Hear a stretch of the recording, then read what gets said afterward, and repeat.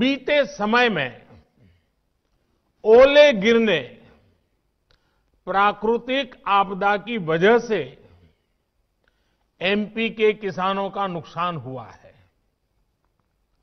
आज इस कार्यक्रम में मध्य प्रदेश के ऐसे 35 लाख किसानों के बैंक खातों में 1600 करोड़ रुपए ट्रांसफर किए जा रहे हैं। कोई बिचौलिया नहीं, कोई कमीशन नहीं, कोई कट नहीं, कोई कटकी नहीं, सीधे किसानों के बैंक खातों में मदद पहुंच रही है। टेक्नोलॉजी के कारण ही ये संभव हुआ है और भारत ने बीते 5-6 वर्षों में जो ये आधुनिक व्यवस्था बनाई है, उसकी आज पूरी दुनिया में चर्चा भी हो रही है और उसमें हमारे देश के युवा टैलेंट का बहुत बड़ा योगदान है। साथियों, आज यहां इस कार्यक्रम में भी कई किसानों को किसान क्रेडिट कार्ड सौंपे गए हैं। पहले किसान क्रेडिट कार्ड हर कोई किसान को नहीं मिलता था। हमारी सरकार ने किसान क्रेडिट कार्ड की सुविधा देश के हर किसान के लिए उपलब्ध कराने के लिए हमने नियमों में भी बदलाव किया है। अब किसानों को खेती से जुड़े कामों के लिए आसानी से आवश्यक पूंजी मिल रही है। इसमें उन्हें दूसरों से ज्यादा ब्याज पर कर्ज लेने की मजबूरी से भी मुक्ति मिली है। साथियों, आज इस कार्यक्रम में भंडारण, कोल्ड स्टोरेज यानी वेयर हाउसिंग, कोल्ड स्टोरेज, इससे जुड़े इंफ्रास्ट्रक्चर और अन्य सुविधाओं का लोकार्पण और शिलान्यास भी हुआ है। ये बात सही है कि किसान कितनी भी मेहनत कर ले, लेकिन फल, सब्जियां, अनाज, उसका अगर सही भंडारण न हो, सही तरीके से न हो, तो उसका बहुत बड़ा नुकसान होता है। और ये नुकसान सिर्फ किसान का ही नहीं, ये नुकसान पूरे हिंदुस्तान का होता है।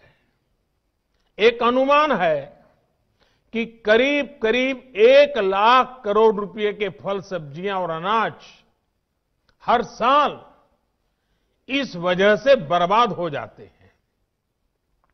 लेकिन पहले इसे लेकर भी बहुत ज्यादा उदासीनता थी। अब हमारी प्राथमिकता भंडारण के नए केंद्र, कोल्ड स्टोरेज का देश में विशाल नेटवर्क और उससे जुड़ा इंफ्रास्ट्रक्चर बनाना, ये भी हमारी प्राथमिकता है। मैं देश के व्यापारी जगत को, उद्योग जगत से भी आग्रह करूंगा कि भंडारण की आधुनिक व्यवस्थाएं बनाने में, कोल्ड स्टोरेज बनाने में, फूड प्रोसेसिंग के नए उपक्रम लगाने में हमारे देश के उद्योग और व्यापार जगत के लोगों ने भी आगे आना चाहिए। सारा काम किसानों के सर पे मढ़ देना, ये कितना उचित है?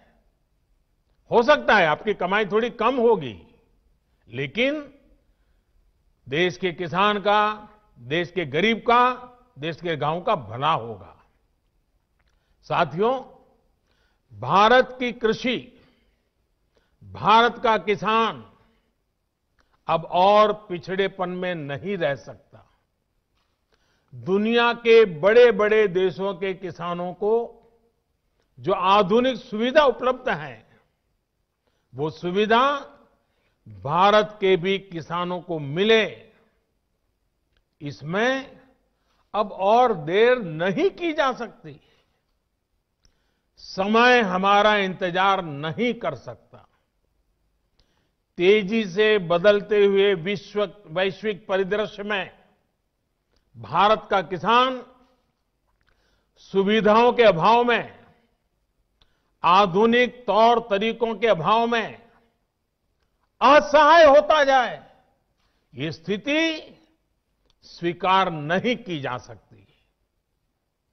पहले ही बहुत देर हो चुकी है। जो काम 25-30 साल पहले हो जाने चाहिए थे, वो आज करने की नौबत आई है। पिछले 6 साल में हमारी सरकार ने किसानों की एक एक जरूरत को ध्यान में रखते हुए अनेक महत्वपूर्ण कदम उठाए हैं। इसी कड़ी में देश के किसानों की उन मांगों को भी पूरा किया गया है जिन पर बरसों से सिर्फ और सिर्फ मंथन चल रहा था। बीते कई दिनों से देश में किसानों के लिए जो नए कानून बने, आजकल उसकी चर्चा बहुत है। एक कृषि सुधार, ये कानून रातों रात नहीं आए हैं। पिछले 20-22 साल से इस देश की हर सरकार ने, राज्यों की सरकार ने इस पर व्यापक चर्चा की है। कम अधिक सभी संगठनों ने इन पर विमर्श किया है। देश के किसानों के संगठन, कृषि एक्सपर्ट्स, कृषि अर्थशास्त्री, कृषि वैज्ञानिक, हमारे यहां के प्रोग्रेसिव किसान भी लगातार कृषि क्षेत्र में सुधार की मांग करते आए हैं। सचमुच में तो देश के किसानों को उन लोगों से जवाब मांगना चाहिए जो पहले अपने घोषणा पत्र में इन सुधार करने की बात लिखते थे, वकालत करते थे और बड़ी बड़ी बातें करके किसानों के वोट बटोरते रहे, लेकिन अपने घोषणा पत्र में लिखे गए वादों को भी पूरा नहीं किया। सिर्फ इन मांगों को टालते रहे क्योंकि किसानों की प्राथमिकता नहीं था और देश का किसान इंतजार ही करता रहा। अगर आज देश के सभी राजनीतिक दलों के पुराने घोषणा पत्र देखे जाएं, तो उनके पुराने बयान सुने जाएं, पहले जो देश की कृषि व्यवस्था संभाल रहे थे, ऐसे महानुभावों की चिट्ठियां देखी जाए, तो आज जो कृषि सुधार हुए हैं वो उनसे अलग नहीं है। वो जिन चीजों का वादा करते थे, वही बातें इन कृषि सुधारों में की गई हैं। मुझे लगता है उनको पीड़ा इस बात से नहीं है कि कृषि कानूनों में सुधार क्यों हुआ। उनको तकलीफ इस बात में है कि जो काम हम कहते थे लेकिन कर नहीं पाते थे, वो मोदी ने कैसे किया, मोदी ने क्यों किया, मोदी को इसका क्रेडिट कैसे मिल जाए। मैं सभी राजनीतिक दलों को हाथ जोड़ के कहना चाहता हूं, आप सारा क्रेडिट अपने पास रख लीजिए। आपके सारे पुराने घोषणा पत्रों को ही मैं क्रेडिट देता हूं, मुझे क्रेडिट नहीं चाहिए। मुझे किसान के जीवन में आसानी चाहिए, समृद्धि चाहिए, किसानी में आधुनिकता चाहिए। आप कृपा करके देश के किसानों को बरगलाना छोड़ दीजिए, उन्हें भ्रमित करना छोड़ दीजिए। साथियों, ये कानून लागू हुए 6-7 महीने से ज्यादा समय हो चुका है, लेकिन अब अचानक भ्रम और झूठ का जाल बिछाकर अपनी राजनीतिक जमीन जोतने के खेल खेले जा रहे हैं। किसानों के कंधे पर बंदूक रखकर वार किए जा रहे हैं। आपने देखा होगा, सरकार बार बार पूछ रही है, मीटिंग में भी पूछ रही हैं, पब्लिकली पूछ रही हैं। हमारे कृषि मंत्री टीवी इंटरव्यू में कह रहे हैं, मैं खुद बोल रहा हूं कि भाई आपको कानून में किस क्लॉज में क्या दिक्कत है बताइए। जो भी दिक्कत है वो आप बताइए। तो इन राजनीतिक दलों के पास कोई ठोस जवाब नहीं होता, और यही इन दलों की सच्चाई है।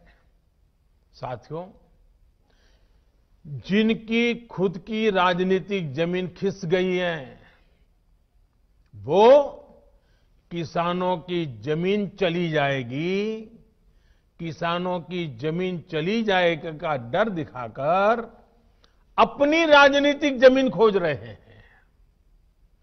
आज जो किसानों के नाम पर आंदोलन चलाने निकले हैं, जब उनको सरकार चलाने का या सरकार का हिस्सा बनने का मौका मिला था, उस समय इन लोगों ने क्या किया, ये देश को याद रखना जरूरी है।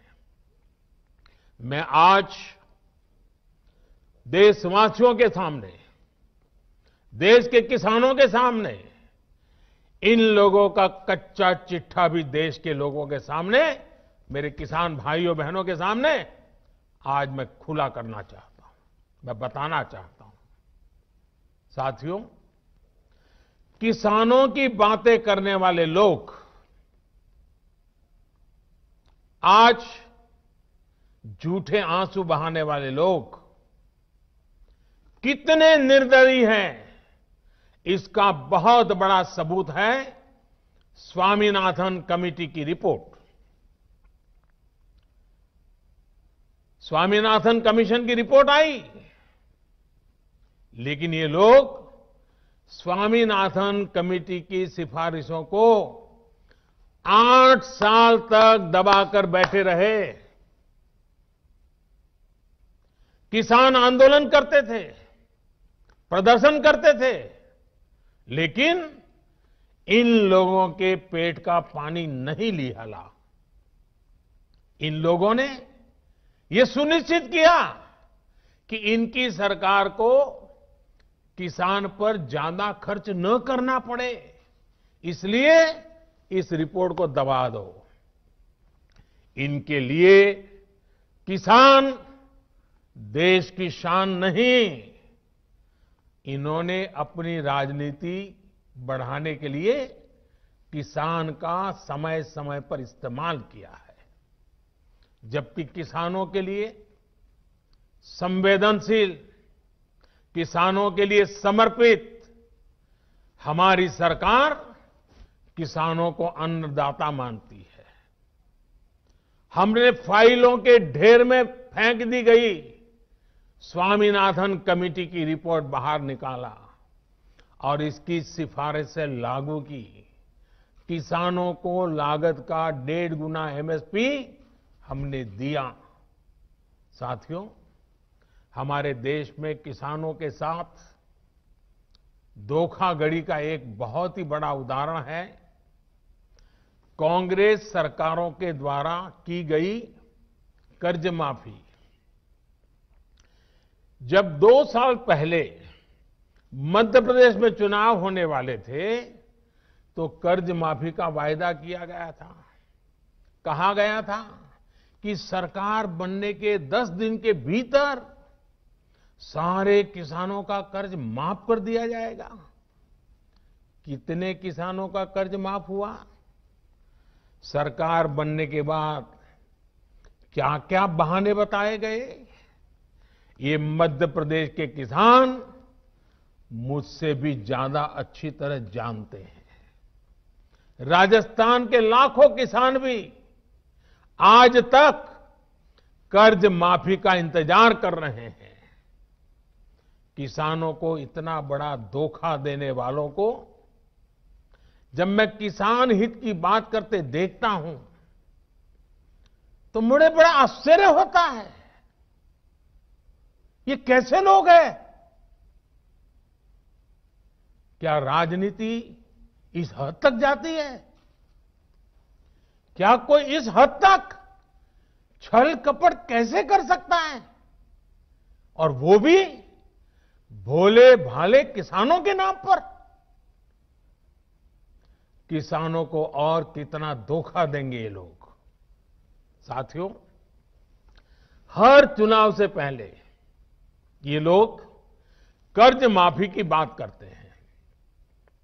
और कर्ज माफी कितनी होती है? सारे किसान इससे कवर होते हैं क्या? जो छोटा किसान कभी बैंक का दरवाजा नहीं देखा है, जिसने कभी कर्ज नहीं लिया, उसके बारे में क्या कभी एक बार भी सोचा है इन लोगों ने? और नया पुराना हर अनुभव ये बताता है कि जितनी ये घोषणा करते हैं उतनी कर्ज माफी कभी नहीं करते।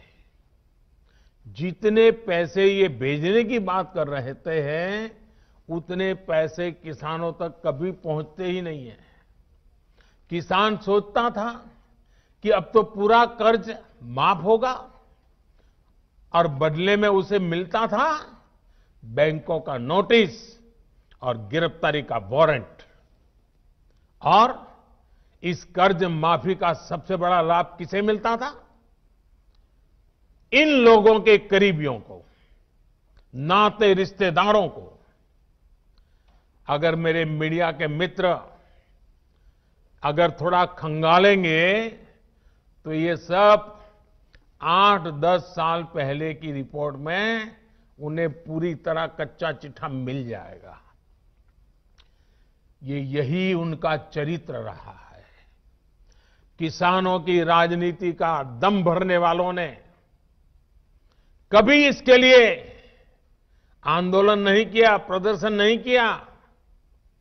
कुछ बड़े किसानों का कर्ज 10 साल में एक बार माफ हो गया, इनकी राजनीतिक रोटी सिक गई, काम पूरा हो गया। फिर गरीब किसान को कौन पूछता है? वोट बैंक की राजनीति करने वाले इन लोगों ने और इन लोगों को देश अब भली भांति जान गया है, देश देख रहा है। देश हमारी नीयत में गंगा जल और मां नर्मदा के जल जैसी पवित्रता भी देख रहा है। इन लोगों ने 10 साल में एक बार कर्ज माफी करके लगभग 50,000 करोड़ रुपए देने की बात कही। 10 साल में एक बार 50,000 करोड़। हमारी सरकार ने जो पीएम किसान सम्मान योजना शुरू की है, उसमें हर साल किसानों को लगभग 75,000 करोड़ रुपए मिलेंगे। यानी 10 साल में लगभग 7.5 लाख करोड़ रुपया किसानों के बैंक खातों में सीधे ट्रांसफर। कोई लीकेज नहीं, किसी को कोई कमीशन नहीं, कट कल्चर का नामो निशान नहीं। साथियों, अब मैं देश के किसानों को याद दिलाऊंगा यूरिया की। याद करिए, 7-8 साल पहले यूरिया का क्या होता था, क्या हाल था? रात रात भर किसानों को यूरिया के लिए कतारों में खड़े रहना पड़ता था। क्या ये सच नहीं है? कई स्थानों पर यूरिया के लिए किसानों को लाठीचार्ज की खबरें आमतौर पर आती रहती थी। यूरिया की जमकर के काला बाजारी होती थी कि नहीं होती थी? किसान की फसल खाद की किल्लत में बर्बाद हो जाती थी, लेकिन इन लोगों का दिल नहीं पसीजता था। क्या ये किसानों पर जुल्म नहीं था, अत्याचार नहीं था? आज मैं ये देखकर हैरान हूं कि जिन लोगों की वजह से ये परिस्थितियां पैदा हुई, वो आज राजनीति के नाम पर खेती करने निकल पड़े हैं। साथियों, क्या यूरिया की दिक्कत का पहले कोई समाधान नहीं था? अगर किसानों के दुख दर्द, उनकी तकलीफों के प्रति जरा भी संवेदना होती तो यूरिया की दिक्कत होती ही नहीं। हमने ऐसा क्या किया कि सारी परेशानी खत्म हो गई है? आज यूरिया की किल्लत की खबरें नहीं आती। यूरिया के लिए किसानों को लाठी नहीं खानी पड़ती। हमने किसानों की इस तकलीफ को दूर करने के लिए पूरी ईमानदारी से काम किया। हमने कालाबाजारी रोकी, सख्त कदम उठाए, भ्रष्टाचार पर नकेल कसी। हमने सुनिश्चित किया कि यूरिया किसान के खेत में ही जाए। इन लोगों के समय में सब्सिडी तो किसान के नाम पर चढ़ाई जाती थी, लेकिन उनका लाभ कोई और लेता था। हमने भ्रष्टाचार की जुगलबंदी को भी बंद कर दिया। हमने यूरिया की 100% नीम कोटिंग की। देश के बड़े बड़े खाद कारखाने जो तकनीक पुरानी होने के नाम पर बंद कर दिए गए थे, उन्हें हम फिर से शुरू करवा रहे हैं।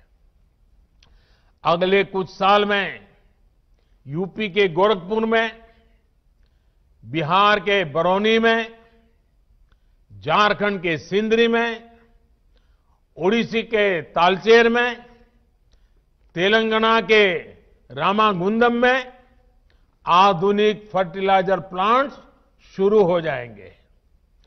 50-60 हजार करोड़ रुपए सिर्फ इस काम के लिए खर्च किए जा रहे हैं। ये आधुनिक फर्टिलाइजर प्लांट्स रोजगार के लाखों नए अवसर पैदा करेंगे, भारत को यूरिया उत्पादन में आत्मनिर्भर बनाने में मदद करेंगे। दूसरे देशों से यूरिया मंगवाने पर भारत के जो हजारों करोड़ रुपए खर्च होते हैं, उन्हें कम करेंगे। साथियों, इन खाद कारखानों को शुरू करने से इन लोगों को पहले कभी किसी ने नहीं रोका था, किसी ने मना नहीं किया था, किसी ने नहीं कहा था कि नई टेक्नोलॉजी मत लगाओ, लेकिन ये नियत नहीं थी, नीति नहीं थी, किसानों के प्रति निष्ठा भी नहीं थी। किसान से झूठे वायदे करने वाले सत्ता में आते रहो, झूठे वादे करते रहो, मलाई खाते रहो, यही इन लोगों का काम रहा है। साथियों, अगर पुरानी सरकारों को चिंता होती तो देश में 100 के करीब बड़े सिंचाई प्रोजेक्ट दशकों तक नहीं लटकते। बांध बनना शुरू हुआ तो 2500 साल तक बन ही रहा है। बांध बन गया तो नहरें नहीं बनी, नहरें बन गई तो नहरों को आपस में जोड़ा नहीं गया, और इसमें भी समय और पैसे दोनों की जमकर के बर्बादी की गई। अब हमारी सरकार हजारों करोड़ रुपए खर्च करके इन सिंचाई परियोजनाओं को मिशन मोड में पूरा करने में जुटी है, ताकि किसान के हर खेत में पानी पहुंचाने की हमारी इच्छा पूरी हो जाए। साथियों, किसानों की इनपुट कॉस्ट कम हो, लागत कम हो, खेती पर होने वाली लागत कम हो, इसके लिए भी सरकार ने निरंतर प्रयास किए हैं। किसानों को सोलर पंप बहुत ही कम कीमत पर देने के लिए देश भर में बहुत बड़ा अभियान चलाया जा रहा है। हम अपने अन्नदाता को ऊर्जादाता भी बनाने के लिए काम कर रहे हैं। इसके अलावा हमारी सरकार अनाज पैदा करने वाले किसानों के साथ ही मधुमक्खी पालन, पशुपालन और मछली पालन को भी उतना ही बढ़ावा दे रही है। पहले की सरकार के समय देश में शहद का उत्पादन करीब 76,000 मैट्रिक टन 76,000 मैट्रिक टन होता था। अब देश में 1,20,000 मैट्रिक टन से भी ज्यादा शहद हनी का उत्पादन हो रहा है। 1,76,000। देश का किसान जितना शहद, मधु पहले की सरकार के समय निर्यात करता था, आज उससे 2 गुना शहद निर्यात कर रहा है। साथियों, एक्सपर्ट कहते हैं कि एग्रीकल्चर में मछली पालन वो सेक्टर है जिसमें कम लागत में सबसे ज्यादा मुनाफा होता है। मछली पालन को बढ़ावा देने के लिए हमारी सरकार ब्लू रिवॉल्यूशन स्कीम चला रही है। कुछ समय पहले ही 20,000 करोड़ रुपए की प्रधानमंत्री मत्स्य संपदा योजना भी शुरू की गई है। इन्हीं प्रयासों का ही नतीजा है कि देश में मछली उत्पादन के पिछले सारे रिकॉर्ड टूट चुके हैं। अब देश अगले 3-4 साल में मछली निर्यात को 1 लाख करोड़ रुपए से ज्यादा करने के लक्ष्य पर काम कर रहा है। भाइयों और बहनों, हमारी सरकार ने जो कदम उठाए, हमारी राज्य सरकारों ने जो कदम उठाए, और आज देख रहे हैं मध्य प्रदेश में किस प्रकार से किसानों की भलाई के लिए काम हो रहे हैं, वो पूरी तरह किसानों को समर्पित है। अगर मैं वो सारे कदम गिनाने जाऊं तो शायद समय बहुत कम पड़ जाएगा, लेकिन मैंने कुछ उदाहरण इसलिए दिए ताकि आप हमारी सरकार की नीयत को परख सकें, हमारे ट्रैक रिकॉर्ड को देख सकें, हमारे नेक इरादों को समझ सकें। और इसी आधार पर मैं विश्वास से कहता हूं कि हमने हाल में जो कृषि सुधार किए हैं उसमें अविश्वास का कारण ही नहीं है, झूठ के लिए कोई जगह ही नहीं है। मैं अब आपसे कृषि सुधारों के बाद बोले जा रहे सबसे बड़े झूठ के बारे में बात करूंगा। बार बार उस झूठ को दोहराया जा रहा है, जोर जोर से बोला जा रहा है, जहां मौका मिले वहां बोला जा रहा है, बिना सिर पैर बोला जा रहा है। जैसे मैंने पहले कहा था, स्वामीनाथन कमेटी की रिपोर्ट को लागू करने का काम हमारी ही सरकार ने किया। अगर हमें एमएसपी हटानी होती तो स्वामीनाथन कमेटी की रिपोर्ट लागू ही क्यों करते भाई? आपने भी नहीं की थी, हम भी नहीं करते। हमने तो ऐसा नहीं किया, हमने तो लागू की। दूसरा, ये हमारी सरकार एमएसपी को लेकर इतनी गंभीर है कि हर बार बुवाई से पहले एमएसपी की घोषणा करती है। इससे किसान को भी आसानी होती है, उन्हें भी पहले पता चल जाता है कि इस फसल पर इतनी एमएसपी मिलने वाली है। वो कुछ बदलाव करना चाहता है तो उसे सुविधा होती है। साथियों, 6 महीने से ज्यादा का समय हो गया जब ये कानून लागू किए गए। ये कानून तो लागू हो चुके थे, 6 महीने पहले हो चुके थे। कानून बनने के बाद भी वैसे ही एमएसपी की घोषणा की गई जैसे पहले की जाती थी। कोरोना महामारी से लड़ाई के दौरान भी ये काम पहले की तरह किया गया। एमएसपी पर खरीदी भी उन्हीं मंडियों में हुई जिनमें कानून बनने से पहले होती थी, कानून बनने के बाद भी वही हुई। अगर कानून लागू होने के बाद भी एमएसपी की घोषणा हुई, एमएसपी पर सरकारी खरीदी हुई, उन्हीं मंडियों में हुई, तो क्या कोई समझदार इस बात को स्वीकार करेगा कि एमएसपी बंद हो जाएगी? और इसलिए मैं कहता हूं, इससे बड़ा कोई झूठ नहीं हो सकता, इससे बड़ा कोई षड्यंत्र नहीं हो सकता। और इसलिए मैं देश के प्रत्येक किसान को ये विश्वास दिलाता हूं कि पहले जैसे एमएसपी दी जाती थी वैसे ही दी जाती रहेगी। एमएसपी न बंद होगी न समाप्त होगी। साथियों, अब मैं आपको जो आंकड़े दे रहा हूं वो दूध का दूध और पानी का पानी कर देंगे।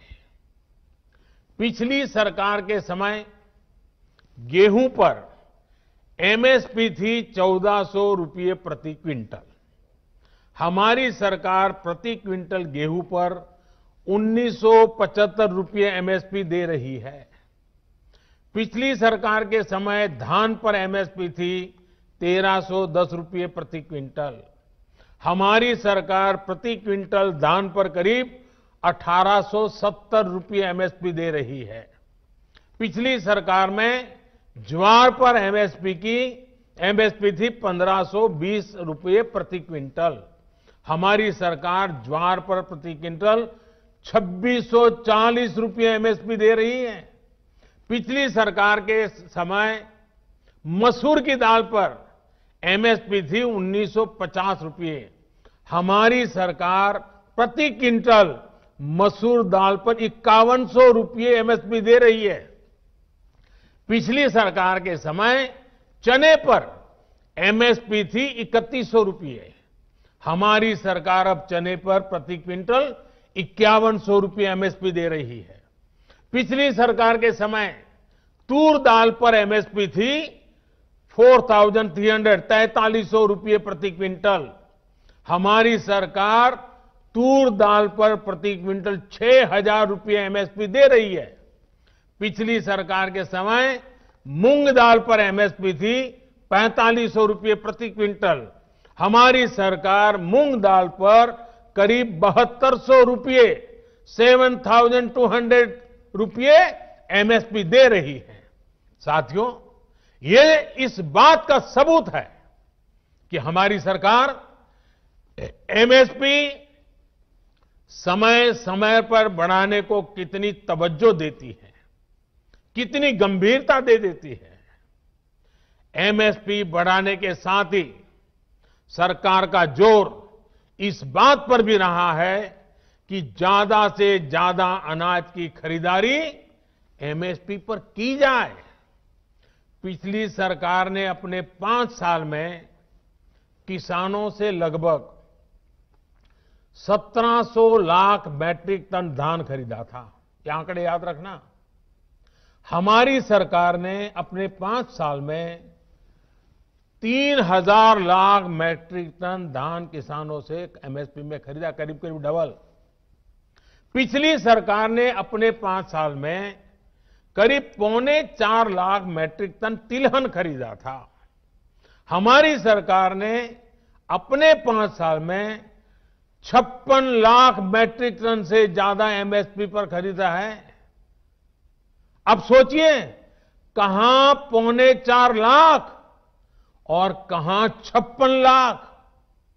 यानी हमारी सरकार ने न सिर्फ एमएसपी में वृद्धि की, बल्कि ज्यादा मात्रा में किसानों से उनकी उपज को एमएसपी पर खरीदा है। इसका सबसे बड़ा लाभ यह हुआ है कि किसानों के खाते में पहले के मुकाबले कहीं ज्यादा पैसा पहुंचा है। पिछली सरकार के 5 साल में किसानों को धान और गेहूं की एमएसपी पर खरीदने के बदले में 3,74,000 करोड़ रुपए मिले थे। हमारी सरकार ने इतने ही साल में गेहूं और धान की खरीद करने किसानों को 8 लाख करोड़ रुपए से ज्यादा दिए हैं। साथियों, राजनीति के लिए किसानों का उपयोग करने वाले लोगों ने किसान के साथ क्या बर्ताव किया, इसका एक और उदाहरण है दलहन की खेती। 2014 के समय को याद कीजिए, किस प्रकार देश में दालों का संकट था। देश में मचे हाहाकार के बीच दाल विदेशों से मंगाई जाती थी।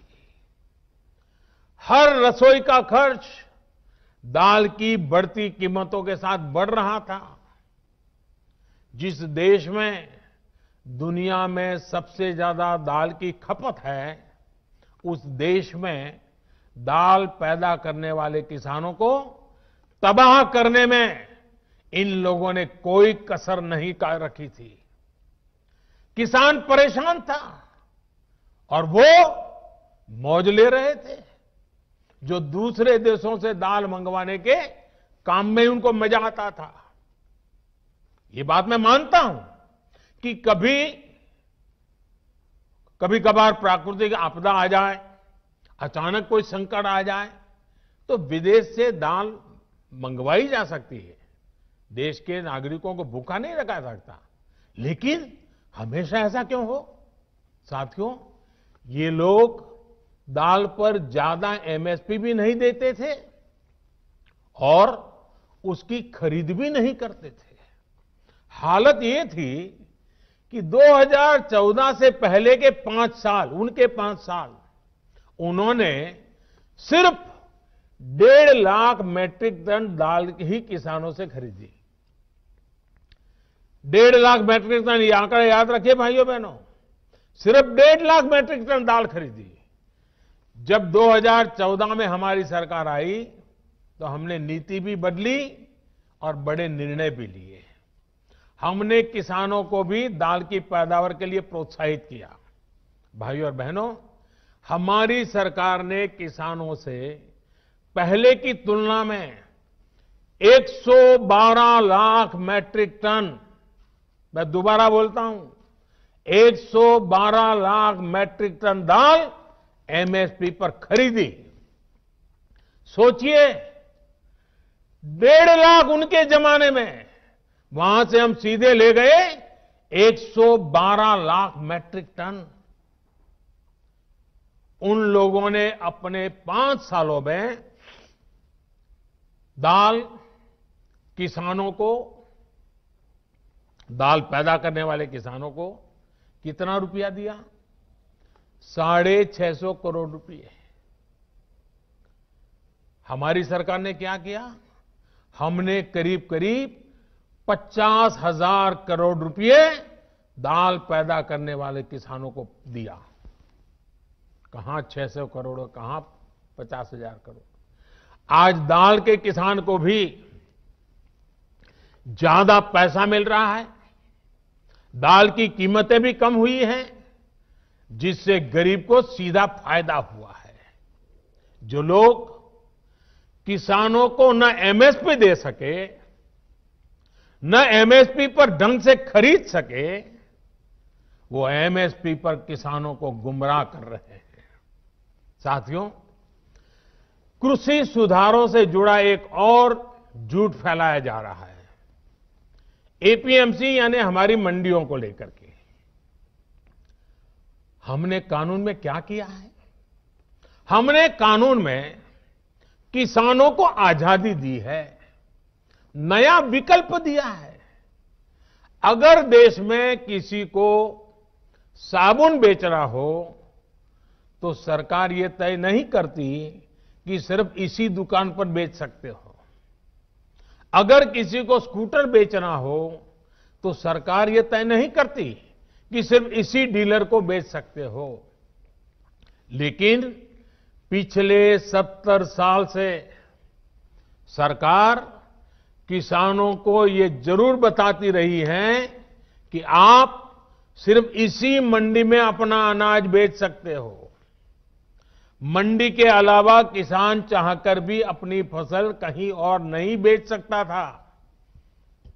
नए कानून में हमने सिर्फ इतना कहा है कि किसान अगर उसको फायदा नजर आता है तो पहले की तरह जाके मंडी में बेचे, और बाहर उसको फायदा होता है तो मंडी के बाहर जाने का उसको हक मिलना चाहिए, उसकी मर्जी को।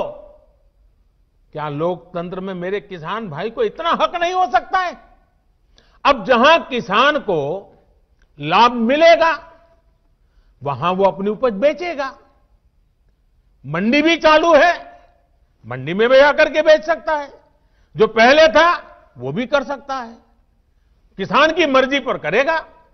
बल्कि नए कानून के बाद तो किसान ने अपना लाभ देखकर अपनी उपज को बेचना शुरू भी कर दिया है। हाल ही में एक जगह पर धान पैदा करने वाले किसानों ने मिलकर एक चावल कंपनी के साथ समझौता किया है। इससे उनकी आमदनी 20% बढ़ी है। एक और जगह पर आलू के 1000 किसानों ने मिलकर एक कंपनी से समझौता किया है। इस कंपनी ने उन्हें लागत में 35% ज्यादा की गारंटी दी है। एक और जगह की खबर में पढ़ रहा था जहां एक किसान ने खेत में लगी मिर्च और केला सीधे बाजार में बेचा तो उसे पहले से 2 गुनी कीमत मिली। आप मुझे बताइए, देश के प्रत्येक किसान को ये लाभ, ये हक मिलना चाहिए या नहीं मिलना चाहिए? किसानों को सिर्फ मंडियों से बांधकर बीते दशकों में जो पाप किया गया है, ये कृषि सुधार कानून उसका प्रायश्चित कर रहे हैं। और मैं फिर दोहराता हूं, नए कानून के बाद 6 महीने हो गए, कानून लागू हो गया, हिंदुस्तान के किसी कोने में कहीं पर भी एक भी मंडी बंद नहीं हुई है। फिर क्यों झूठ फैलाया जा रहा है?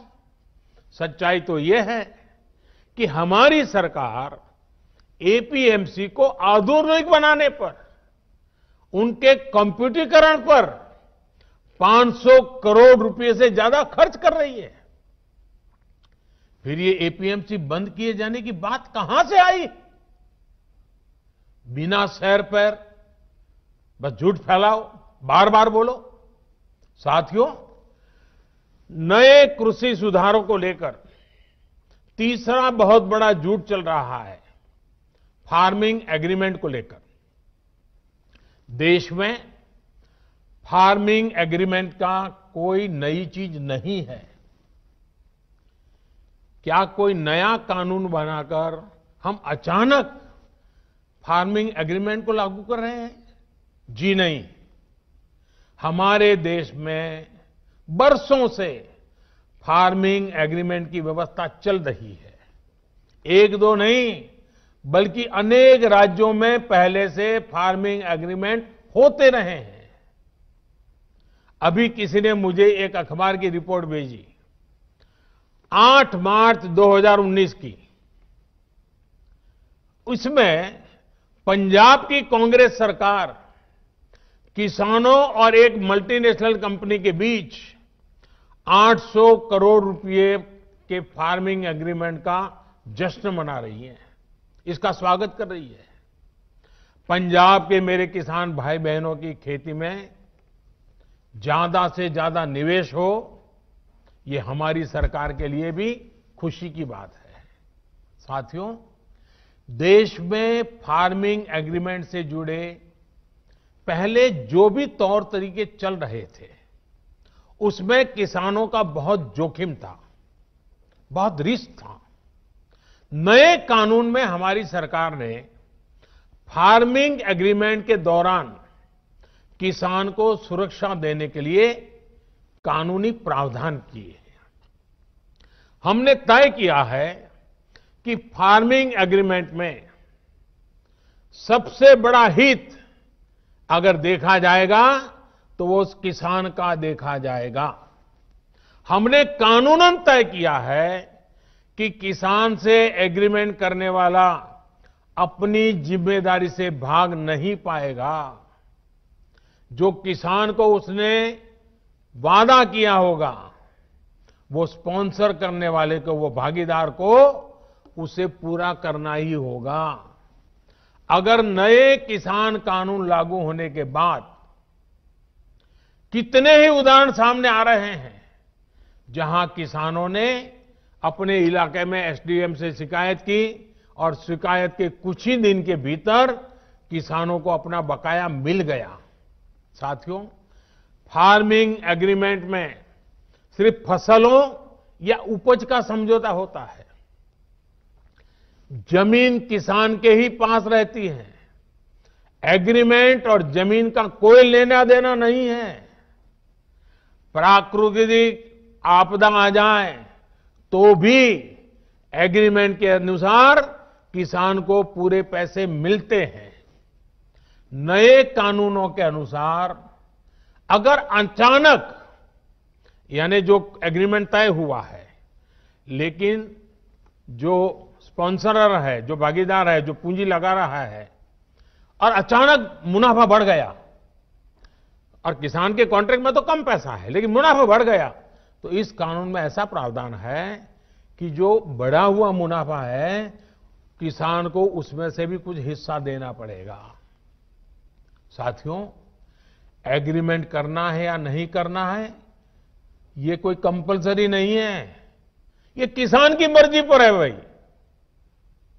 किसान चाहेगा तो करेगा, नहीं चाहेगा तो नहीं करेगा। लेकिन कोई किसान के साथ बेईमानी न कर दे, किसान के भोलेपन का फायदा उठा न ले, इसके लिए कानून की व्यवस्था की गई है। नए कानून में जो सख्ती दिखाई गई है वो स्पॉन्सर करने वाले के लिए है, किसान के लिए नहीं है। स्पॉन्सर करने वाले को एग्रीमेंट खत्म करने का अधिकार नहीं है। अगर वो एग्रीमेंट खत्म करेगा तो उसे भारी जुर्माना किसान को देना होगा। लेकिन अब वही एग्रीमेंट किसान समाप्त करना चाहे तो किसी भी समय बिना जुर्माने के वो किसान अपना फैसला ले सकता है। राज्य सरकारों को मेरा सुझाव है कि आसान भाषा में, आसान तरीके से समझ में आने वाली फार्मिंग एग्रीमेंट, उसका एक खाका बना करके किसानों को दे के रखना चाहिए ताकि कोई किसान से चीटिंग न कर सके। साथियों, मुझे खुशी है कि देश भर में किसानों ने नए कृषि सुधारों को न सिर्फ गले लगाया है, बल्कि भ्रम फैलाने वालों को भी सिरे से नकार रहे हैं। जिन किसानों में अभी थोड़ी सी भी आशंका बची है, उनसे मैं फिर से कहूंगा कि आप एक बार फिर सोचिए। जो हुआ ही नहीं है, जो होने वाला ही नहीं है, उसका भ्रम और डर फैलाने वाली जमात से आप सतर्क रहिए। ऐसे लोगों को मेरे किसान भाइयों बहनों पहचानिए। इन लोगों ने हमेशा किसानों से धोखा दिया है, उनको धोखा दिया है, उनका इस्तेमाल किया है और आज भी यही कर रहे हैं। मेरी इस बातों को, इसके बाद भी, सरकार के इन प्रयासों के बाद भी अगर किसी को कोई आशंका है तो हम सर झुकाकर किसान भाइयों के सामने हाथ जोड़कर बहुत ही विनम्रता के साथ देश के किसान के हित में उनकी चिंता का निराकरण करने के लिए हर मुद्दे पर बात करने के लिए तैयार हैं। देश का किसान, देश के किसानों का हित हमारे लिए सर्वोच्च प्राथमिकताओं में से एक है। साथियों, आज मैंने कई बातों पर विस्तार से बात की है। कई विषयों पर सच्चाई देश के सामने रखी है। अभी 25 दिसंबर को श्रद्धेय अटल जी की जन्म जयंती पर एक बार फिर मैं इस विषय पर देश भर के किसानों के साथ विस्तार से बात करने वाला हूं। उस दिन पीएम किसान सम्मान निधि की एक और किस्त करोड़ों किसानों के बैंक खातों में एक साथ ट्रांसफर की जाएगी। भारत का किसान बदलते समय के साथ चलने के लिए, आत्मनिर्भर भारत बनाने के लिए मेरे देश का किसान चल पड़ा है। नए संकल्पों के साथ नए रास्तों पर हम चलेंगे भी, और यह देश सफल होगा, ये देश का किसान भी सफल होगा।